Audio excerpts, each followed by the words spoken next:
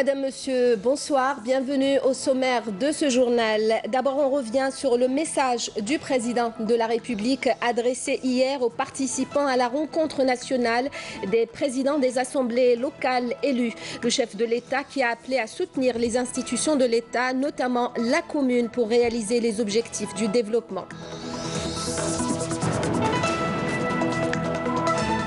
La stratégie énergétique nationale orientée vers la promotion des énergies renouvelables capables de réduire la dépendance de l'Algérie aux hydrocarbures. Déclaration de Fatma Zahra Zerouati lors d'un panel animé dans le cadre de la conférence sur la transition énergétique.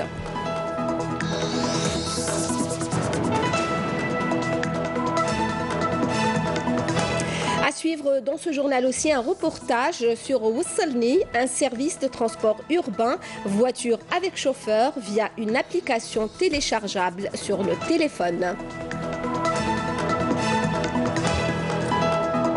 Nous parlerons aussi du travail de préservation du patrimoine architectural d'El Oued entamé par une association à travers la restauration de maisons anciennes.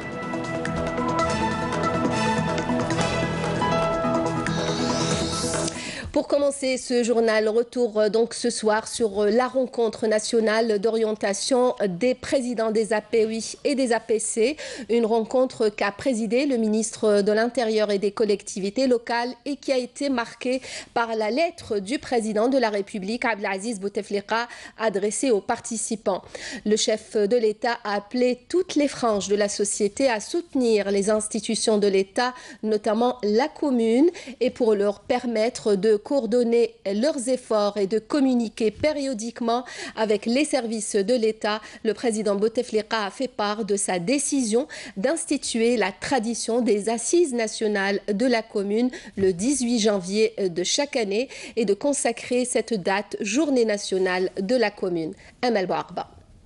Dans un message lui en son nom par le secrétaire général de la présidence de la République, Habba Al-Oqbi, le président de la République, Abdelaziz Bouteflika, a appelé dans sa lettre toutes les franges de la société à soutenir les institutions de l'État, notamment la commune, afin de réaliser les objectifs de développement. Le chef de l'État a à cette occasion invité tous les partenaires politiques à conjuguer leurs efforts au service de la nation et du citoyen et pour le développement de notre pays. Estimant que les élus doivent être à la hauteur de la confiance placée en eux par les citoyens, le président Bouteflika a demandé au président des assemblées locales élus à s'affranchir de la bureaucratie et à respecter les engagements envers les citoyens pris lors des élections locales du 23 novembre dernier. Il a exhorté dans ce sens les nouveaux élus à prendre en charge les préoccupations des citoyens et à réaliser leurs aspirations et concrétiser leurs attentes. D'autant a-t-il estimé que de nouveaux défis se posent pour les collectivités locales, à savoir la modernisation des structures communales, la consécration de la décentralisation et la libération des initiatives économiques et du développement local. Une mission qui n'incombe pas seulement aux élus locaux, dans le sens où d'autres institutions et instances jouent également un rôle dans la réalisation des objectifs communs au service de la patrie, de son progrès et de sa prospérité, a souligné le président de la République. Rappelons que cette rencontre intervient quelques jours après la consécration de Yennayer, jour de l'an amazigh, journée fériée chômée et payée. Le chef de l'État a mis en avant la détermination de l'État à la promotion de Tamazirt, appelant toutes les instances et institutions concernées à accorder à Tamazirt sa place naturelle dans les espaces de communication quotidienne au niveau des communes et autres structures, notamment à travers l'organisation de sessions de formation. Le président de la République, Abdelaziz Bouteflika, a tenu également par ce message qui marque la célébration de la 51e journée nationale de la commune, coïncidant avec la promulgation du premier code communal le 18 janvier 1967, à rendre hommage aux présidents et membres des délégations exécutives et des travailleurs des communes d'Aïra et Wilaya, martyrs du devoir national qui se sont sacrifiés pour que l'État demeure debout face aux tenants de l'extrémisme et du terrorisme. Le chef de l'État a salué ainsi le courage de cette frange militante au service de la patrie et du citoyen qui a adhéré avec son grand sens de nationalisme à la démarche historique de la réconciliation nationale.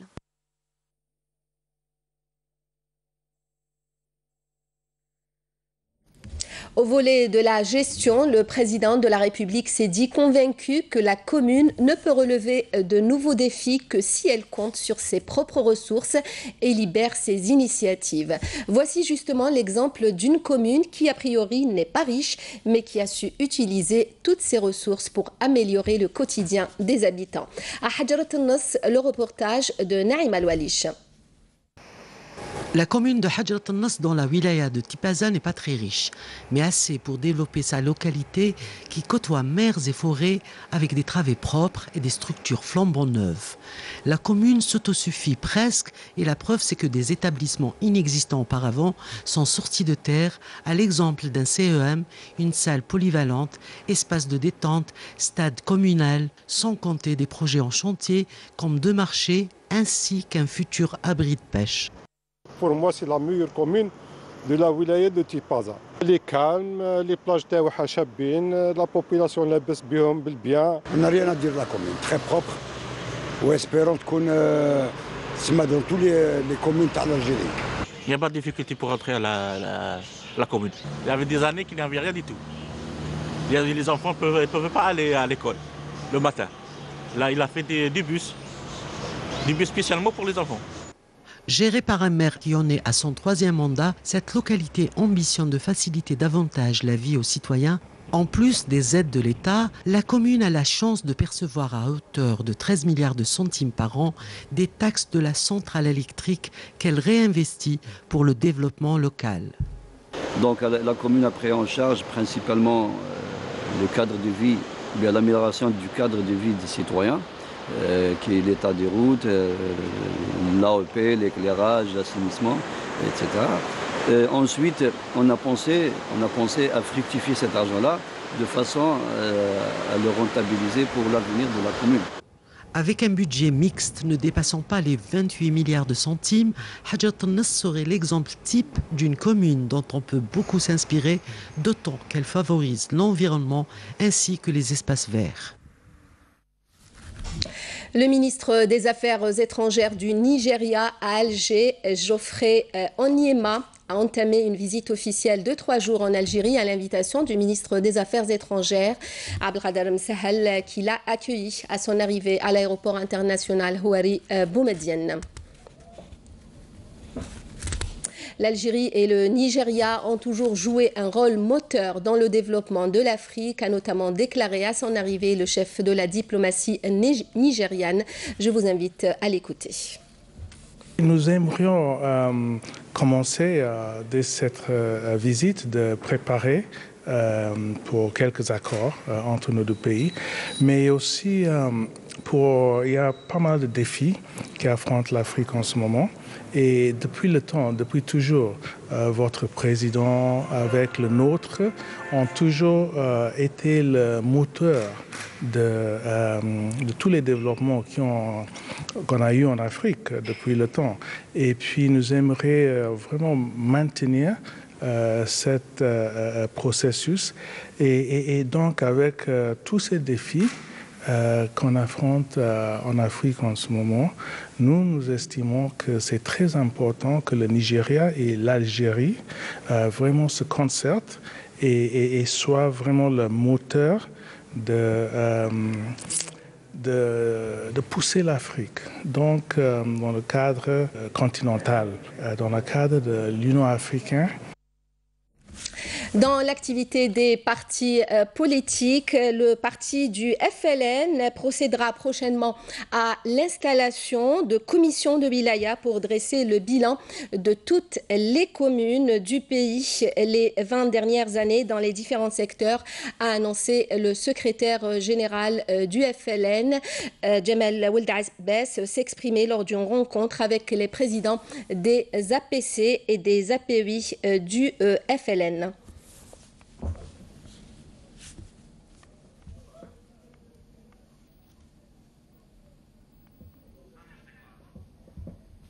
Je vous invite à l'écouter. Le président de la République a exhorté toutes les parties et toutes les institutions à soutenir la commune, car elle est la cellule principale de l'État. Nous sommes tenus donc de participer de façon continue au développement de la commune. La loi de finances adoptée par l'Assemblée populaire nationale a accordé 100 milliards de dinars aux programmes communaux de développement au nord du pays et 150 milliards de dinars pour les programmes communaux de développement au niveau des hauts plateaux et du sud. C'est à vous maintenant de cibler les projets susceptibles d'être utiles aux citoyens dans sa vie quotidienne. D'ici la fin de l'année en cours, 250 milliards de dinars seront investis. De quoi créer 100 000 postes d'emploi. La lutte contre le chômage, c'est d'abord le développement local.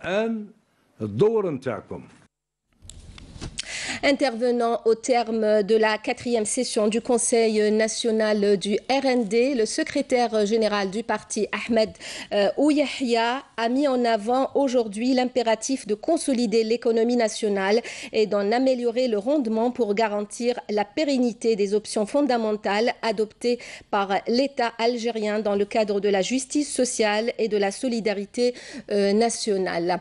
Ahmed Ouyahia a réitéré son soutien au programme du président de la République. Je vous invite à l'écouter. بداية وبطبيعة الحال وهذه سنة ثابتة للتجمع الوطني الديمقراطي منذ سنة 1999 أكد الحزب من خلال أعلى هيئته من مؤتمر إلى مؤتمر أي المجلس الوطني أكد التجمع الوطني الديمقراطي دعمه الثابت ولا مشروط لحزبنا لسيادة رئيس الجمهورية الأخ المجاهد عبد العزيز بوتفليقة.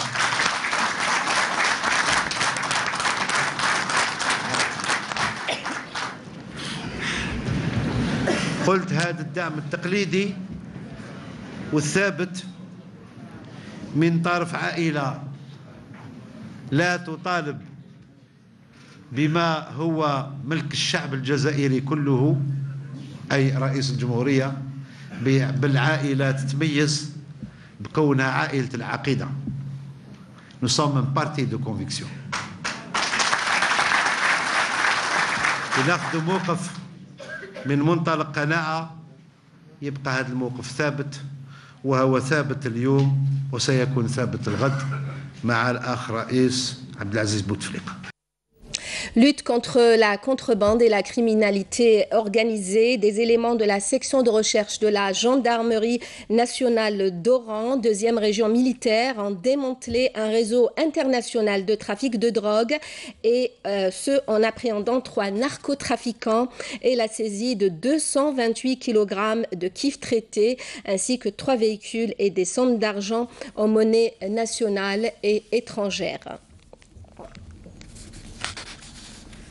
Et toujours dans le cadre de la lutte contre la criminalité organisée et suite à des opérations distinctes menées hier, des détachements de l'armée nationale populaire ont appréhendé 3 narcotrafiquants et saisi 1224 comprimés psychotropes à Biskra et Insalah. C'est ce qu'annonce ce vendredi le ministère de la Défense nationale, tandis que plus de 47 687 litres de carburant ont été saisis par des détachements de l'ANP à Tamanrasset, Soukharas, Tbessa et Tarf.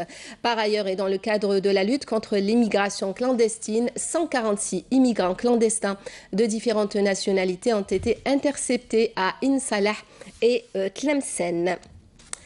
Clôture ce vendredi des travaux de la première conférence exposition sur la transition énergétique. Les participants ont affirmé, entre autres, que la réussite de cette transition passait par l'encouragement du partenariat entre les opérateurs publics et privés nationaux, couplé à une collaboration avec des étrangers détenteurs de savoir-faire et de technologie. Les explications de Mona Nawal Hamouti.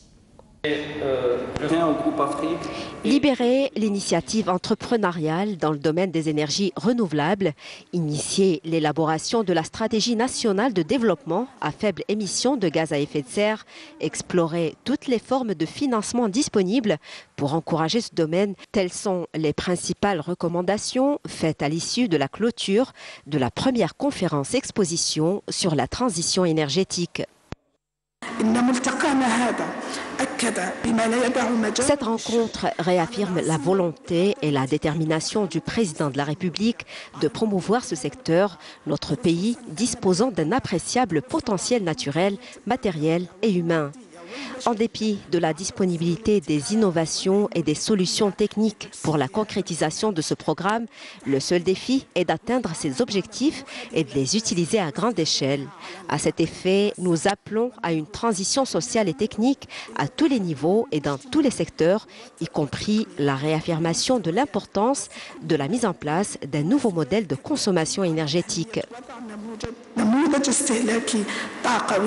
Selon les experts, la stratégie énergétique nationale orientée vers la promotion des énergies renouvelables est à même de réduire la dépendance de l'Algérie aux hydrocarbures. Pour ce faire, une grande importance a été accordée par les pouvoirs publics au développement des énergies renouvelables en leur consacrant un programme national spécifique impliquant à la fois les secteurs publics et privés. Parmi les recommandations, il y a un lancement effectif et réel d'activités en matière d'énergie renouvelable, d'une part. Il y a aussi l'engagement du Forum des chefs d'entreprise qui est très important et qui met à la disposition de ce programme ambitieux d'énergie renouvelable l'ensemble des opérateurs économiques membres de ce forum pour répondre, pour investir, pour créer des opportunités d'emploi, d'activité, pour attirer les technologies. Ce programme qui repose sur le développement du solaire voltaïque, de l'éolien, de la cogénération et de la géothermie prévoit une production de 22 000 MW d'électricité de sources renouvelables à l'horizon 2030, ce qui correspond à 27% de la production nationale. Le ministre de l'Énergie, Mostafa Guitoni, prendra part dimanche prochain à Masqat, au Sultanat d'Oman, à la réunion du comité de suivi conjoint OPEP et non-OPEP pour examiner les conclusions des travaux du comité d'experts. Le comité de suivi conjoint OPEP-non-OPEP est composé de 3 pays membres de l'OPEP que sont l'Algérie, le Koweït et le Venezuela, et de 2 pays non membres de l'OPEP, à savoir la Russie et Oman. Il a été créé pour rappel à la suite de la 171e conférence ministérielle de l'OPEP tenue à Alger en novembre 2016 et de la déclaration de coopération ultérieure faite lors de la réunion ministérielle conjointe OPEP-non-OPEP tenue en décembre de la même année à Vienne. Le développement local, le réseau routier se densifie dans la wilaya d'Al-Bayed. Une nouvelle route est en cours de réalisation. Elle reliera Al-Bayed à la wilaya de l'Arwat en passant par Sidi Tifour sur 20 km. Bedia Amarni. En plus de l'élargissement du réseau routier dans cette wilaya, cette route permettra de réduire la distance entre Al-Bayed et l'Arwat et réduire la pression sur la route nationale numéro 23. L'ouverture de cette route s'inscrit dans le cadre du programme du président de la République pour établir des liaisons entre les régions du Nord et les régions du Sud. Cela pour faciliter les déplacements des citoyens et désenclaver ces wilayas. Cette route en voie de réalisation qui s'étend sur 20 km permettra de désenclaver les localités de Sidi Tifour et Tajrouna. Le taux d'avancement des travaux a atteint les 70%. En attendant sa livraison au courant de ce semestre.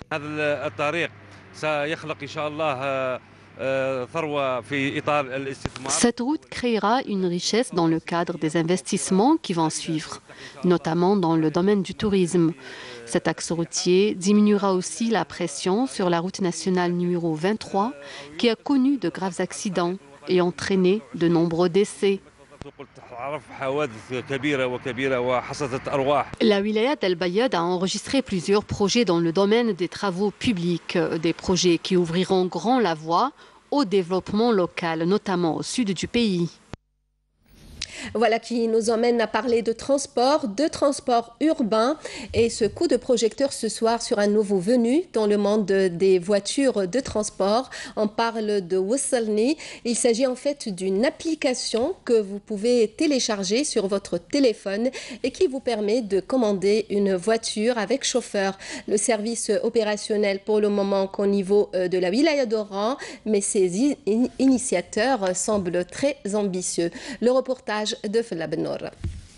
Depuis son lancement en novembre 2017, plus de 15 000 téléchargements gratuits de cette application ont été effectués, avec à la clé près de 6 000 utilisateurs. Des chiffres plutôt satisfaisants pour Mohamed Mehdi Houari. À 30 ans, cet investisseur a créé en 2010 sa première entreprise de transport via l'Ansèche. Notre application entre dans le projet Alger Smart City, Alger Ville Intelligente. Donc à bord du véhicule, on propose une connexion Wi-Fi, on propose des rafraîchissements et vous avez la possibilité aussi de charger votre téléphone à bord du véhicule. Au démarrage, on a investi 80 millions de dinars entre le développement et l'acquisition des véhicules. On aurait aimé commencer avec plus de véhicules. Combien de véhicules vous avez jusque-là? Donc là, au démarrage, on a 42 véhicules. Grâce à ces 42 véhicules, on a pu créer 120 postes d'emploi. On assure un service H24, on n'a pas de tarif de nuit. À bord des véhicules, vous avez la possibilité de payer par carte CIB. On est la première entreprise privée à proposer ce service. Nous, on a un algorithme qui calcule le prix de la course. En fonction du trajet, de la distance et du trafic. Donc, par exemple, si vous prenez un chauffeur à 6 h du matin, et le soir quand il y a de la circulation, ça ne sera pas le même prix. Voilà, non, voilà. Mohamed Mehdi propose également des offres spéciales étudiants, mais pas seulement. Donc on a mis à disposition des non-voyants une ligne téléphonique, c'est-à-dire que ils pourront passer commande via le téléphone, donc pourront passer commande et avoir un chauffeur via le téléphone. On compte lancer aussi un service pour les personnes à mobilité réduite. On a décidé de lancer à partir de la semaine prochaine la nouvelle mise à jour. Donc il y a 6 nouvelles langues qui sont incorporées à l'application, notamment la langue amazigh, l'allemand, le chinois, le japonais, l'italien et l'espagnol. Donc je pense que ça apportera un certain confort à nos touristes. Parallèlement, l'application Wasselni pourra engendrer jusqu'à 500 emplois et plus de 5000 collaborateurs, notamment à travers le service de mise en relation client-chauffeur. Donc si vous avez quelqu'un qui a une voiture et qui veut travailler, on lui offre la possibilité de travailler. Donc il suffit tout simplement de payer l'abonnement. Avec les 7000 dinars, il a un accès illimité à la plateforme. Il a un accès à nos ateliers, il peut entretenir 4 fois par mois son véhicule. Et on met à leur disposition un smartphone et une ligne téléphonique. Donc je vous donne un exemple. Donc un chauffeur, il a 3000 dinars par jour, il a un revenu de 90 000 dinars. Opérationnel dans la wilaya d'Oran, Wasselni sera prochainement présente à Sétif et Constantine, et sur tout le territoire national d'ici 2020. C'est à présent l'heure de la prière d'El Aïcha pour Alger et ses environs. On revient juste après.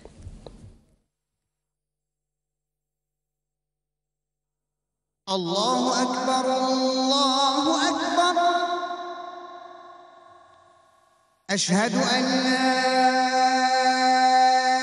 ilaha illallah.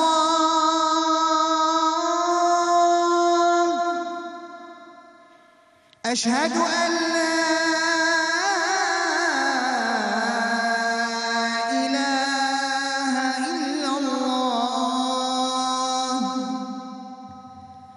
أشهد أن محمدًا رسول الله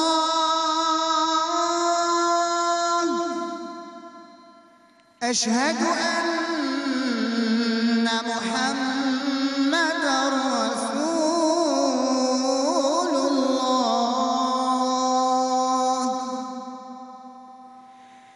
حي على الصلاة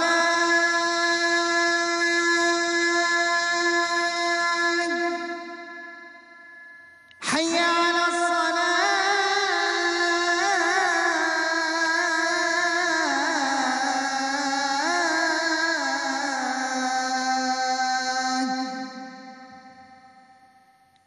حي على الفلاح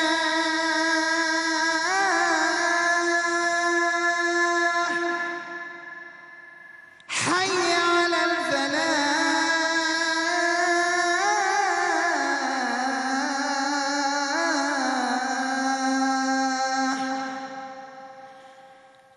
الله أكبر الله أكبر لا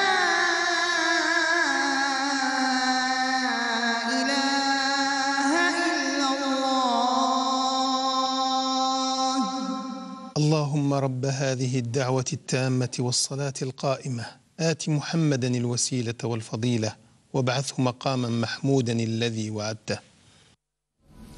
C'était là l'appel à la prière d'El Aïcha pour Alger et ses environs.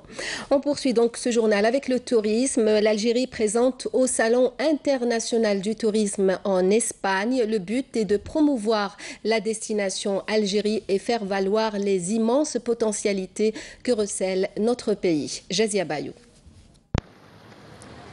La participation de l'Algérie à cet événement international qui accueille des exposants venus de 165 pays était une occasion propice pour promouvoir l'image de l'Algérie et présenter son riche patrimoine à plus de 200 000 visiteurs.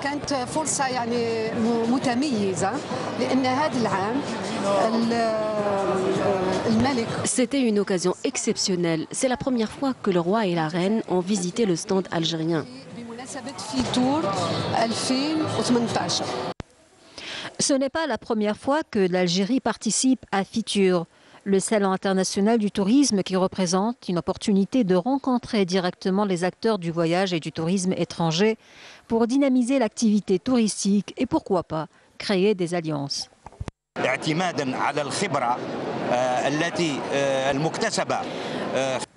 Compte tenu de l'expérience acquise durant les dernières participations, nous tenons à promouvoir le marché touristique algérien en mettant en avant notre riche potentiel et présenter ainsi les meilleures offres de nos opérateurs économiques dans le domaine touristique.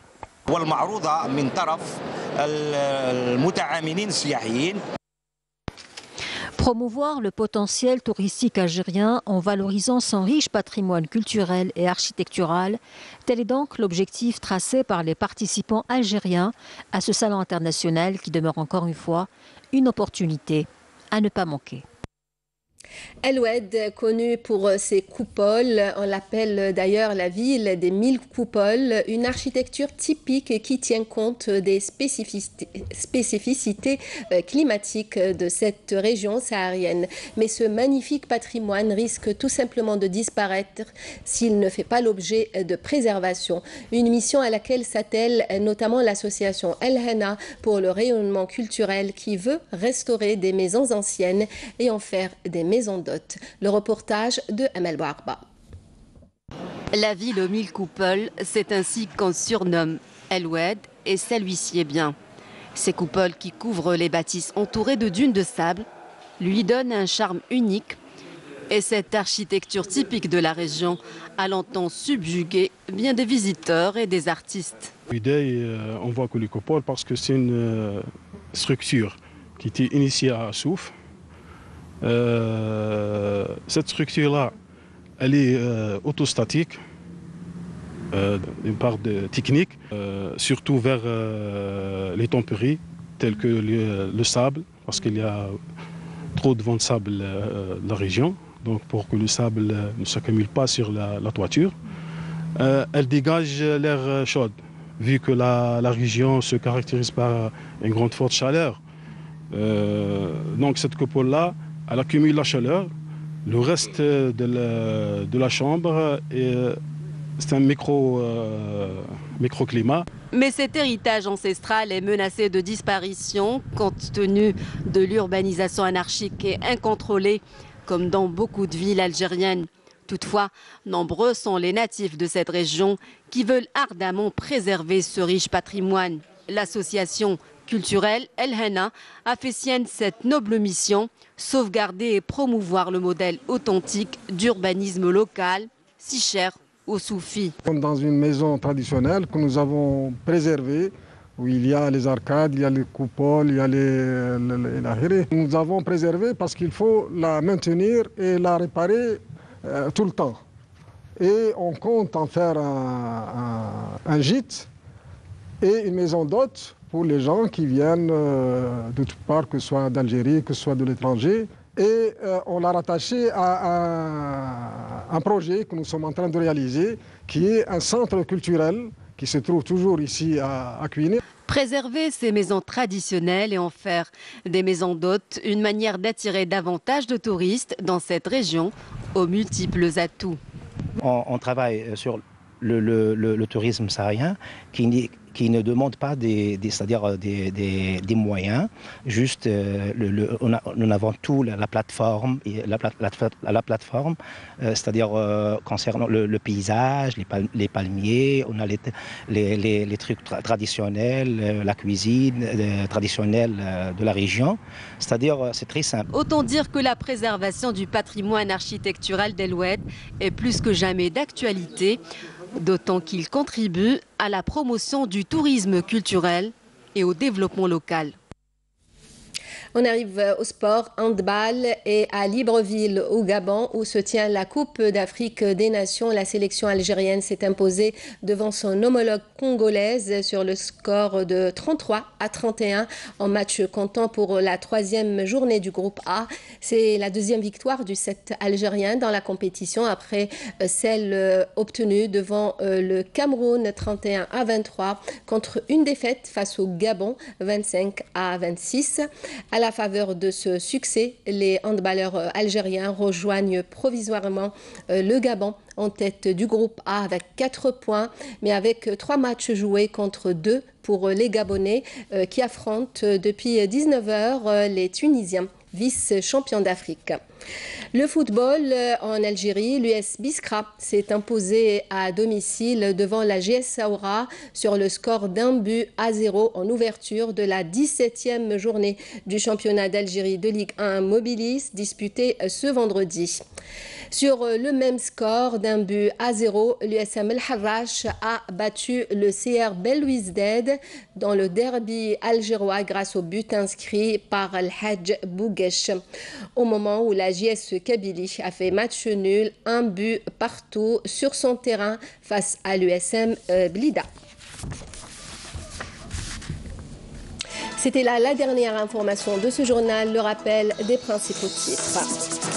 Nous sommes revenus dans ce journal sur le message du président de la République adressé hier aux participants à la rencontre nationale des présidents des assemblées locales élues. Le chef de l'État qui a appelé à soutenir les institutions de l'État, notamment la commune, pour réaliser les objectifs du développement. La stratégie énergétique nationale orientée vers la promotion des énergies renouvelables capables de réduire la dépendance de l'Algérie aux hydrocarbures. Déclaration de Fatma Zahra Zarouati lors d'un panel animé dans le cadre de la conférence sur la transition énergétique. Dans ce journal aussi, Wassalni, un service de transport urbain, voiture avec chauffeur via une application téléchargeable sur le téléphone.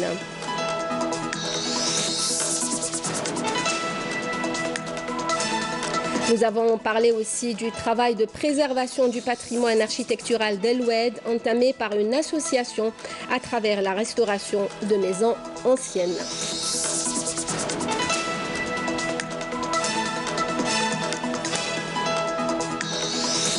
Merci à vous de nous avoir suivis. Le prochain journal est à 20h, l'édition en arabe. Demain à midi, La Braz. Nous, on se retrouve à 19h. Passez une très bonne soirée.